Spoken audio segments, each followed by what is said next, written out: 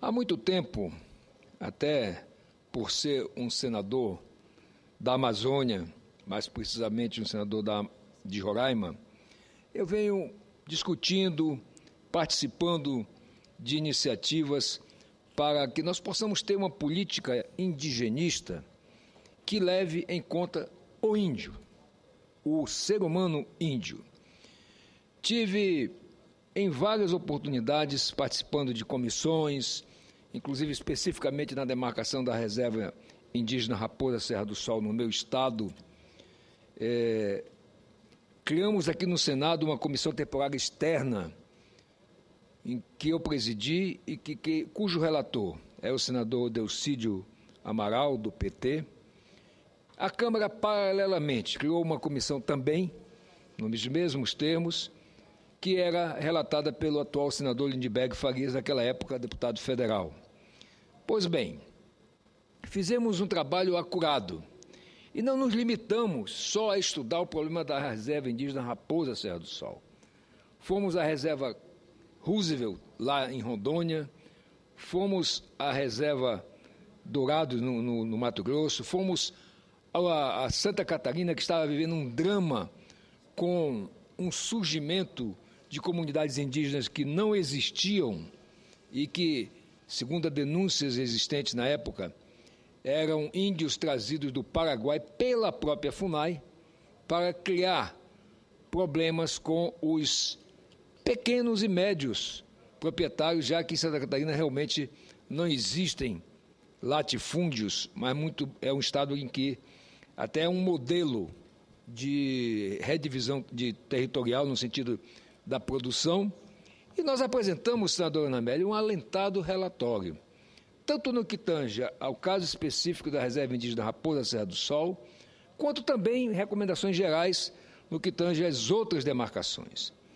Primeiro, é um absurdo que o governo federal ainda esteja demarcando reservas indígenas quando o prazo constitucional para isso ser feito se esgotou 5 anos após a promulgação da Constituição. Está na Constituição.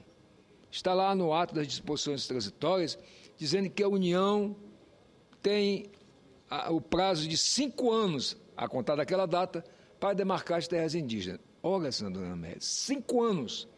E até hoje nós estamos vendo conflitos no Mato Grosso do Sul, na Bahia, no Mato Grosso, lá no seu estado.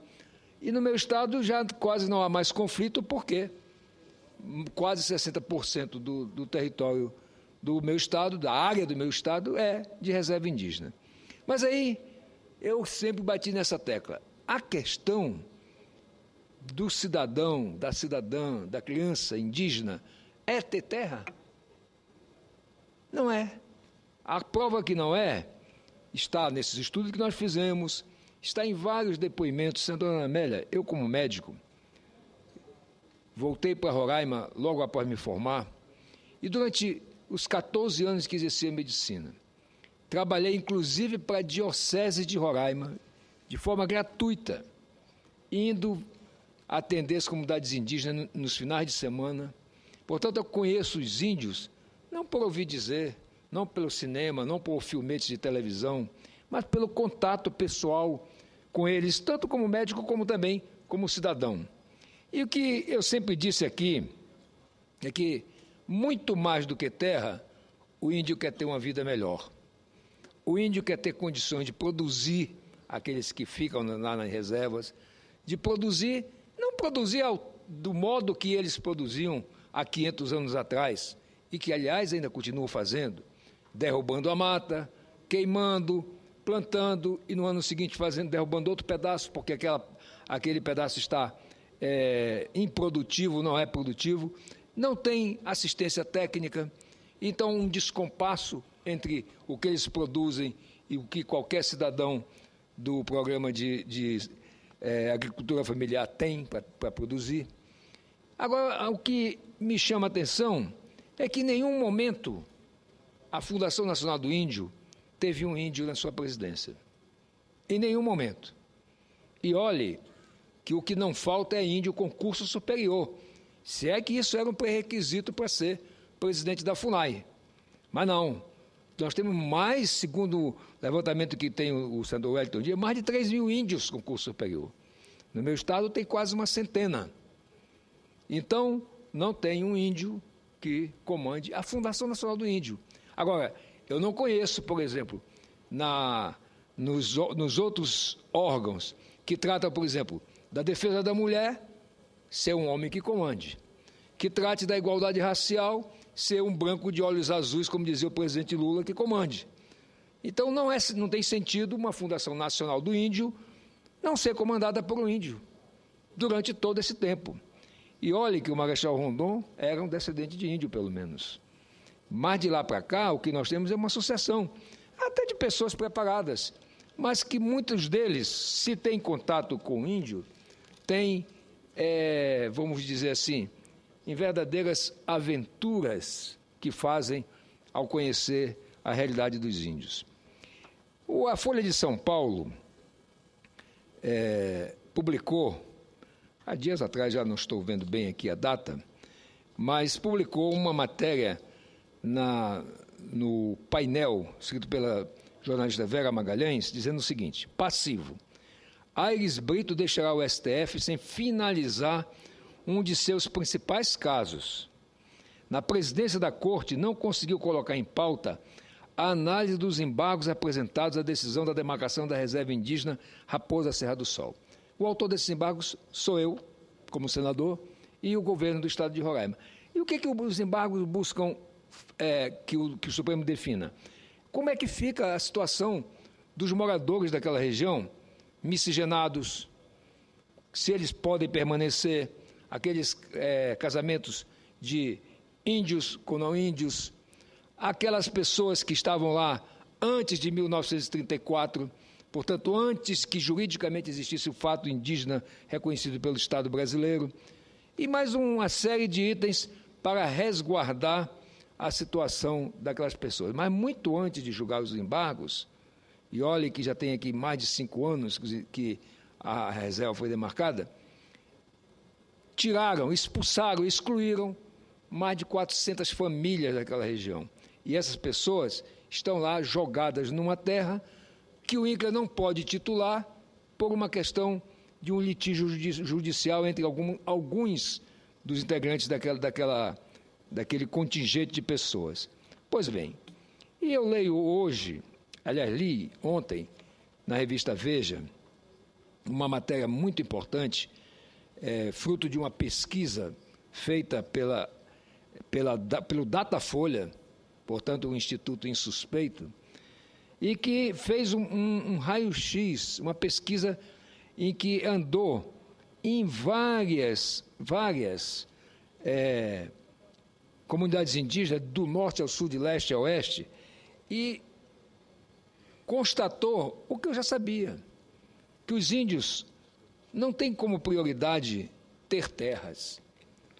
Que adianta estar sentado sobre uma terra, e aliás, no meu estado, as terras indígenas, por uma coincidência do destino, o mapa das reservas indígenas casa com o mapa das reservas minerais do meu estado. Todas.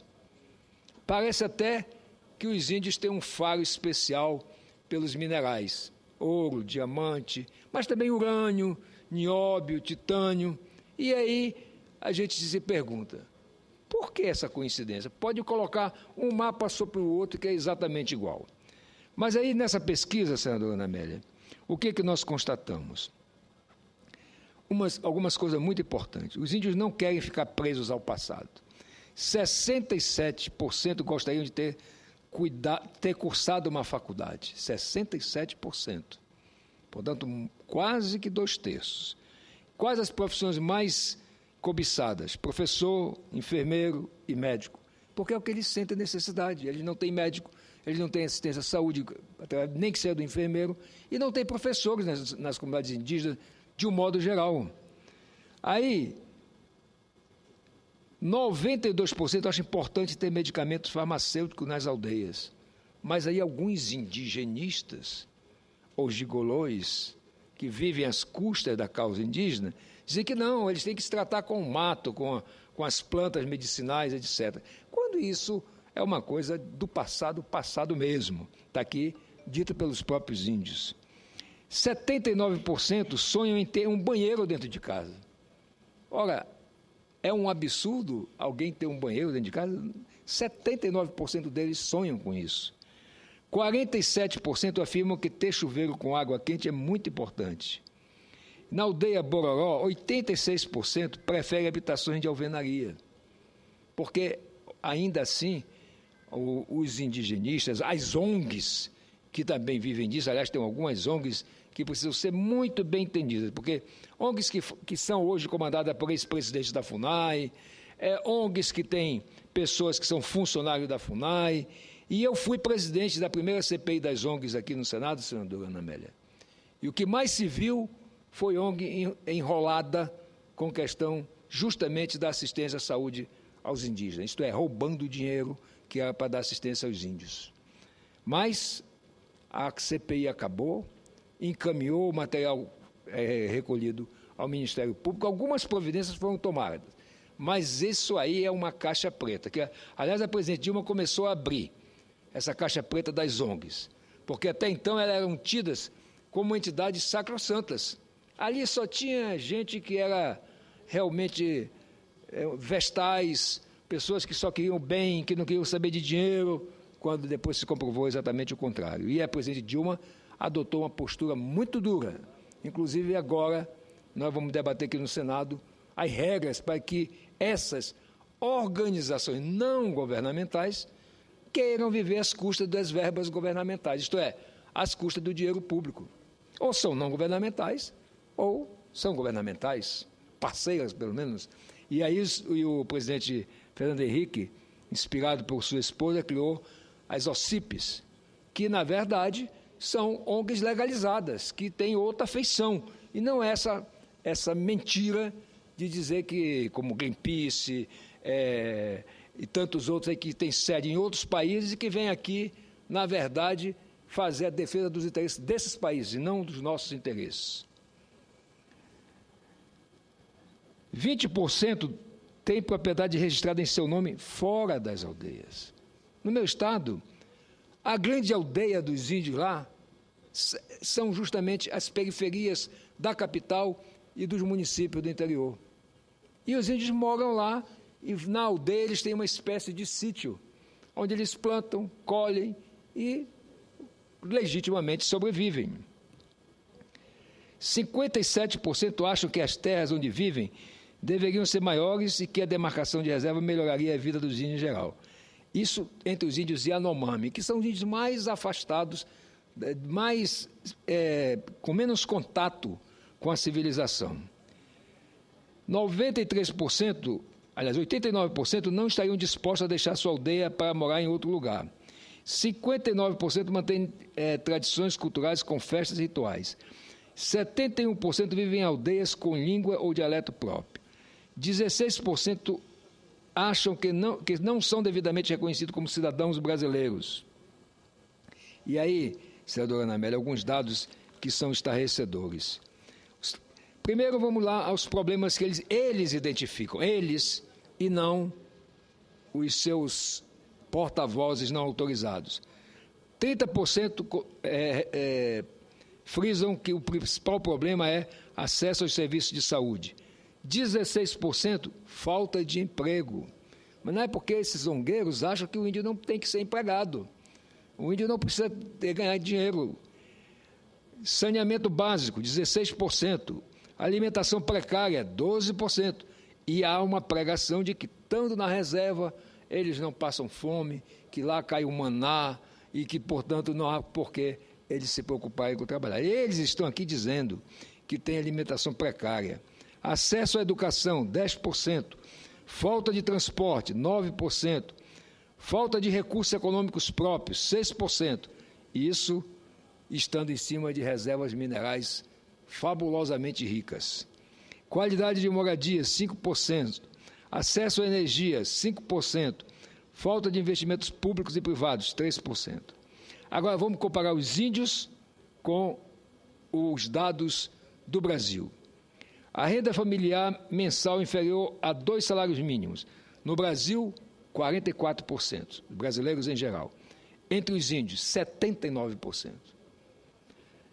Famílias beneficiadas pelo Bolsa Família. No Brasil como um todo, 25%. Entre os índios, 64%. 64% recebe Bolsa Família. Não é errado, mas demonstra que, portanto, se ele recebe Bolsa Família, é porque eles não conseguem produzir o suficiente para se alimentar adequadamente. Taxa de analfabetismo, 9% no Brasil, 33% entre os índios. Fumantes, 15% no Brasil, 29% entre os índios. Curso superior, no Brasil tem 11%, os brasileiros de modo geral, e entre os índios 6%. Vejam que é um número considerável. Se considerarmos que a maioria acha que índio é aquele índio que anda nu ou de tanga no meio da floresta, é um dado muito importante mostrar que 6% da população indígena do Brasil tem curso superior. Portanto, um deles poderia ser presidente da FUNAI e não lá ter um não índio presidente da FUNAI.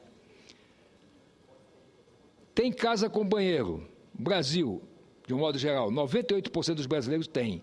Entre os índios, 18%. Tem acesso à internet. No Brasil, 37%. E entre os índios, 11% têm acesso à internet. Portanto, os índios não são aqueles índios lá do tempo de Pedro Álvares Cabral e nem querem ser os índios da época que o Brasil foi descoberto. Não tem trabalho remunerado. No Brasil, os brasileiros, de um modo geral, 6%. Entre os índios, 70%. 46% recebem cesta básica da FUNAI, além do Bolsa Família. 29% vivem da agricultura, da criação de animais, 29% apenas, da caça ou da pesca de subsistência. 9% apenas fazem artesanato para vender. E 6% tem chuveiro quente em casa. Senhora Presidente, eu acho uma hipocrisia a política indigenista da FUNAI. É uma mentira, como se dizia antigamente, para inglês ver. Porque qualquer brasileiro que tenha tido contato realmente com as comunidades indígenas, tenha visitado, conheça, tenha vivido por perto delas, ou ido lá com frequência, verá que, na verdade, e aqui não tem um dado importante. Enquanto que a expectativa de vida do brasileiro hoje é de 75 anos, entre os índios não passa de 60, senadora Ana Amélia. Por quê?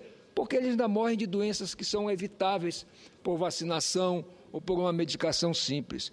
Então, eu quero aqui deixar esse registro, dizer que eu espero que a presidente Dilma, que já deu uma grande melhorada naquela política indigenista, de fato faça uma política indigenista de acordo com o que querem os índios e não com o que querem algumas instituições, principalmente essas ONGs, que vivem às custas justamente desta aura bonita que é da figura do índio. Enquanto que o índio ser humano, e aí eu sempre digo, como médico me preocupo, é que tipo de benefício qualquer política traz para o ser humano. E essa política indigenista da FUNAI não traz nenhum benefício para os seres humanos índios. E eu quero aqui, portanto, encerrar, até mesmo antes de esgotar o tempo que a presidente ainda me deu, pedindo a Vossa Excelência que autorize a transcrição dessa matéria, porque julgo de muita importância. Gostaria até de sugerir ao Senado brasileiro, através do Data Senado, que fizesse uma pesquisa semelhante, porque é preciso tratar esse problema com seriedade, com honestidade e, sobretudo, com a preocupação com a situação dos cidadãos índios. Ainda existe uma alta taxa de mortalidade materna entre as índias, as mulheres índias. Ainda existe uma alta taxa de mortalidade infantil entre as comunidades indígenas. Isso é inaceitável no Brasil. E não adianta fazer bonito para inglês ver, dizendo que nós já demarcamos 14% do território nacional com uma população de indígenas que corresponde a 0,3% da população brasileira. Pode ter quem goste mais do ser humano índio, pode ter quem goste tanto quanto eu do ser humano índio, mas mais do que eu, ninguém gosta, muito menos Greenpeace e outras ONGs similares.